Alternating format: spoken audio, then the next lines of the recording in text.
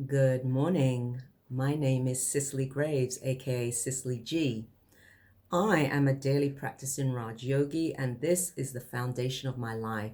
And I like to mention that because without that, I wouldn't be as successful as I am. My worldly daily life accomplishes are being a TV producer and host, and radio producer and host. I also have a development business called Regard for Virtues, which I primarily do individual and organizational coaching. I want to first start with a moment of silence, sending out positive energy to the world and that our minds will become peaceful and happy. Understanding that we must not blame or shame others.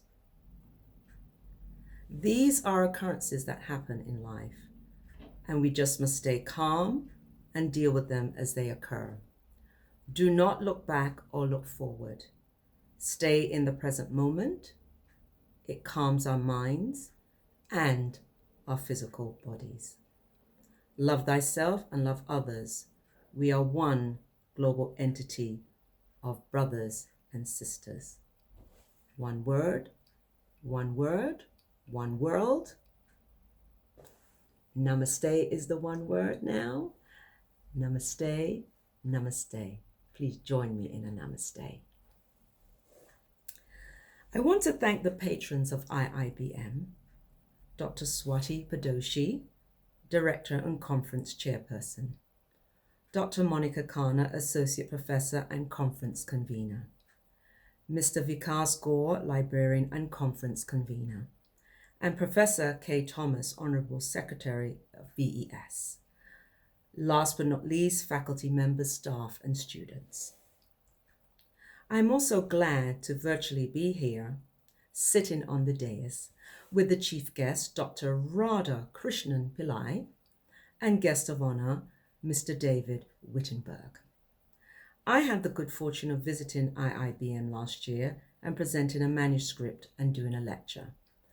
I was warmly greeted and embraced by the staff and students, and I want to thank everybody now because I felt so warmly welcomed and embraced, and it was a wonderful experience that I had, so thank you. So for the next few hours, we're going to have this nice lecture. No, I'm just kidding. So who and what is a global manager, especially as it relates to moving towards a futuristic perspective by redefining boundaries? In recent months, we have seen how the world has become one global entity. The world stretches beyond borders, meaning that organizations and or companies have presence in several countries. So we got the loose definition of what a global manager is and what they are responsible for.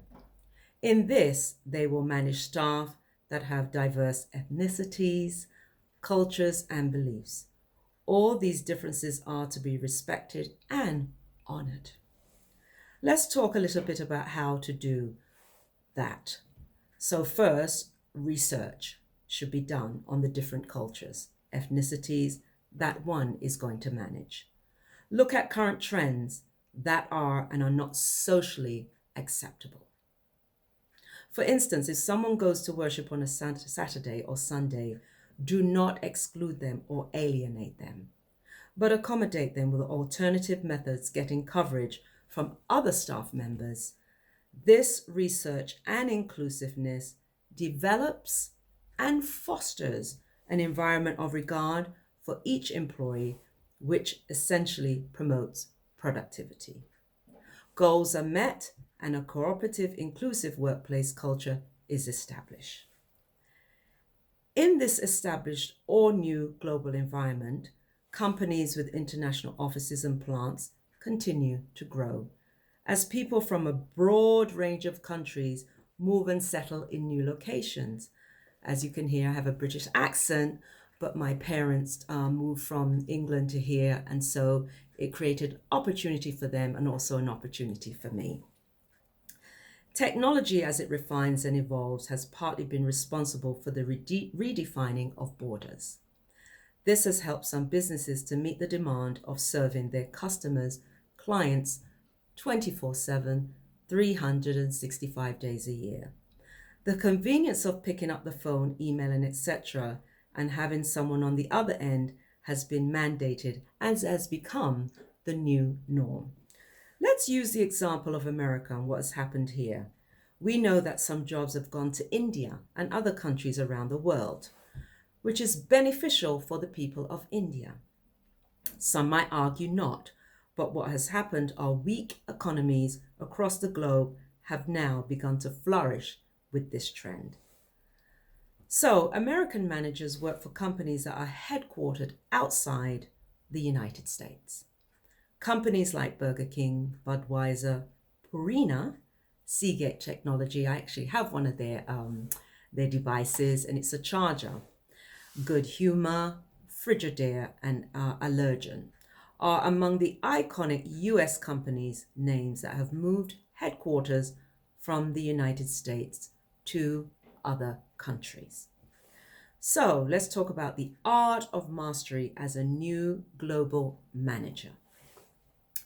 Here are 3 steps that I share with my listeners on the radio show that I host. And in general, as I work with clients and they find it very useful, they say, wow, I like that. And they've implemented it in their life and they see how beneficial it has been to them. And so I hope that you can get something from it. And if you have a pen and a piece of paper, I want you to write this down because it's a very unique and great method. So they are called check, charge, and change. So again, it's called check, charge, and change. So number 1 means to check one's thoughts as one goes to act in any situation. So take a moment. Like I said, let's take a moment of silence in the beginning, even though I spoke as redirecting the thought and the focus somewhere else. So the mind becomes still and not say things that shouldn't be said or do things that shouldn't be done. So paying attention to the thoughts essentially delays the way words come out of our mouths. That's what happens. So which can cause a disturbance. Once it's out there, it cannot be retracted. Making sure that the person, in this case the manager, is not reacting from a place of personal bias or an emotional state. Number 2, which is charge. So charging, taking a moment of silence, putting everything all into perspective. Evaluating the situation in that silent, reflective place. Once that is done, then we go into number 3. You've done that silence, you've thought about it, you observe the situation, you make sure that you're acting from a rational place, and then you go into number 3, changing the original negative biased thought to the thought that will make both parties be able to maintain their self-respect. What does that mean? Not acting out of character, yelling, shouting, saying demeaning things. So that's all it does. It just puts everything in perspective, puts everything all in alignment, and then things that do not come out in a disrespectful manner. So, and you won't have to say sorry. Or worse, create a disenfranchised employee or employees by something that was said was not the right thing to say. So I like it, and many people like it that I give it to them. So I hope, again, it's check, and I will say it again, but again, it's check, charge, and change. So globalization and the movement of people will continue to grow, even though the current trend has put that on halt. But things never stay the same, as we can see. The movement will change the work environment. This movement will change the work environment. Technology has developed in leaps and bounds, which will make it more likely that you'll have contact with people with diverse norms, taking those diverse norms into consideration. So diverse norms, perceptions, beliefs, and values. So the global manager has to develop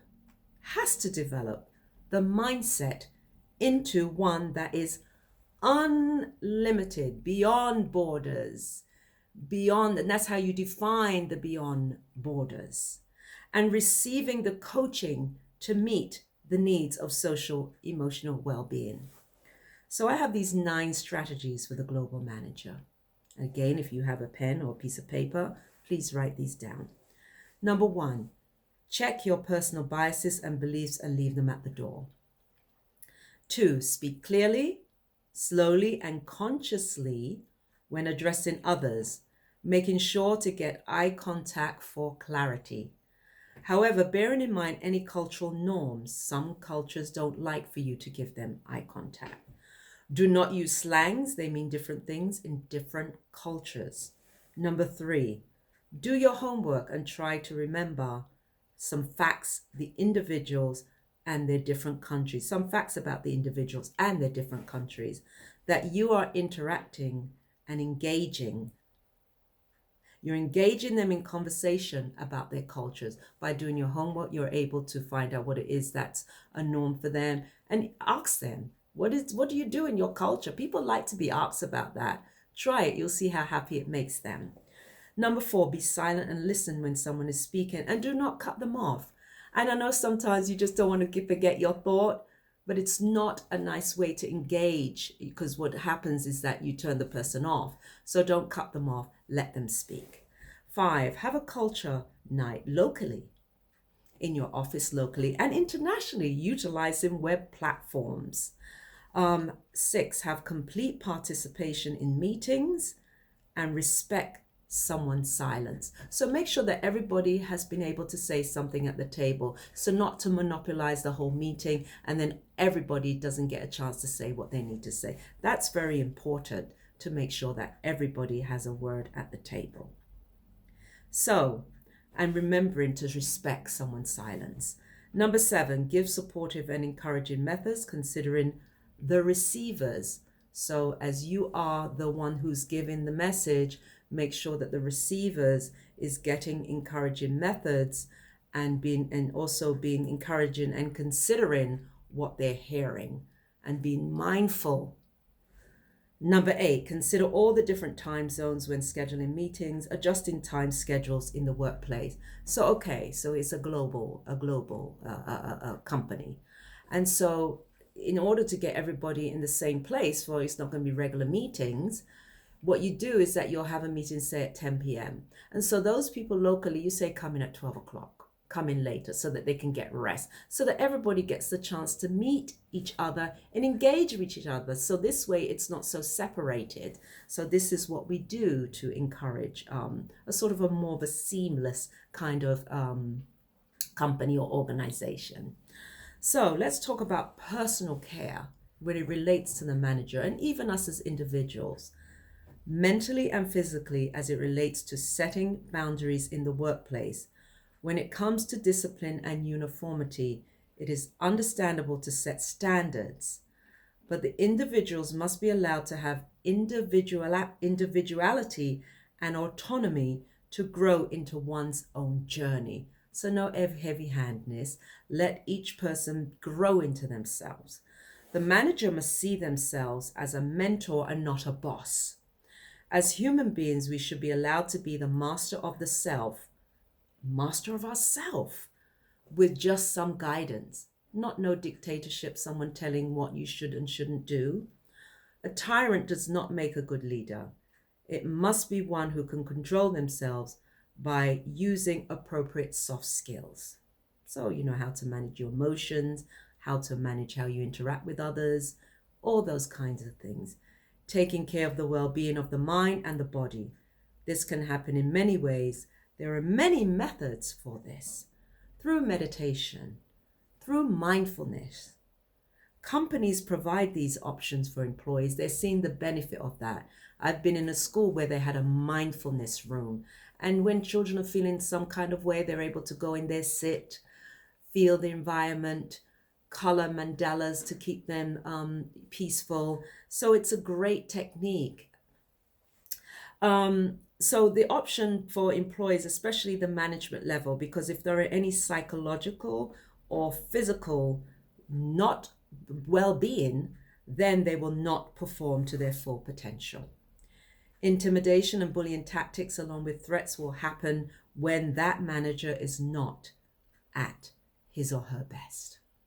So these methods help to put everything in perspective.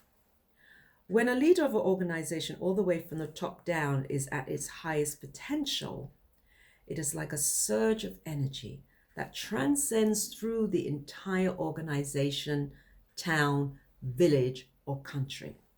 I found out that where I live in the States, there was a movement of positive thinking that was encouraged by this leader to be adopted by this town.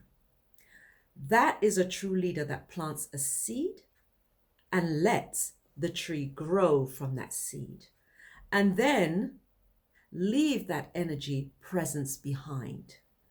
I worked with a group in Nigeria, and I saw how when working with the primary contacts there in Nigeria to support a program that they were implementing, doing some trainings, workshops, etc., I saw how that worked. Everything that I told them to do, they did it with no attitude, and everything was a complete success. The initial contact became a commissioner in Kwara State, Nigeria. Why I encouraged them in a respectful, why this happened, why did it happen, is because I encouraged them in a respectful, inclusive way that allowed for growth. In fact, what I did, I mentored them. Instead of thinking I was training them or anything, I mentored them. And I did not make them feel as though I was better than them. We're the same. The entire team have gone on to be quite successful in their careers and personal lives. Why do I share that? It's because I gave each individual the opportunity to be an individual, building on their skills and talents without making them feel less than. I know more than you. No, I can learn from you, you can learn from me, and vice versa. When each person feels as though they truly have a stake in the organization or company, business, town, village, country, there is that surge of energy that transcends. Remember those fantastic words that I gave you? Check your thoughts. Check them. Charge, silence, connection, and change, so that you don't create a disturbance for anyone. So again, namaste, and hopefully I can join you for a couple of minutes live. If not, namaste, namaste, namaste. And again, thank you for this wonderful opportunity as sunlight begins to fall. It's been covered. Take care. Speak to you soon, and goodbye.